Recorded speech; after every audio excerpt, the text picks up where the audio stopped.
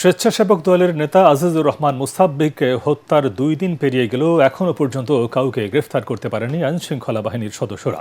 তবে নতুনভাবে কিছু সিসি ক্যামেরার ফুটেজ সংগ্রহ করে তা বিশ্লেষণ করছে পুলিশ। তথ্য প্রযুক্তির পাশাপাশি সোর্স নিয়োগ এবং বিভিন্ন আগে পরের ঘটনা খতিয়ে দেখে জড়িতদের গ্রেফতারে চেষ্টা চালিয়ে যাচ্ছে পুলিশ। এছাড়া গুলিবিদ্ধ চিকিৎসাধীন ভ্যান শ্রমিক ইউনিয়নের সাধারণ সম্পাদক আবু সুফিয়ান ব্যাপারী মাসুদ সুস্থ হলে তাকে জিজ্ঞাসাবাদে হত্যার মোটিভ ও হত্যাকারীদের শনাক্ত সহজ হবে বলেও জানায় পুলিশ। বুধবার রাত 8:30টার দিকে কারওয়ান বাজারে স্টার হোটেলের পাশের গলিতে মুসাব্বিরকে গুলি করে হত্যা করে দুর্বৃত্তরা। আমরা কিছু ফুটেজ পাইছি, এটা মোটামুটি বোঝা যায় চেহারা কিছুটা শনাক্তযোগ্য আর কি।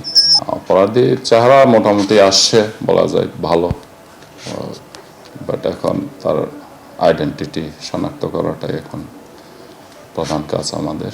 তথ্য প্রযুক্তি এবং ম্যানুয়াল সোর্সের মাধ্যমে আমরা জানার চেষ্টা করতেছি আসলে কে বা কারা এটার সাথে জড়িত, কোন উদ্দেশ্যে এটা সংগঠিত হয়েছে। এটা আবু সুফিয়ান সাহেব যখন একটু সুস্থ হবে, তাকে যখন জিজ্ঞাসাবাদ করার মতো অবস্থায় আসবেন, স্টেবল অবস্থায় আসলে তখন আমরা আশা করি তার কাছ থেকে কিছু তথ্য পেতে পারি।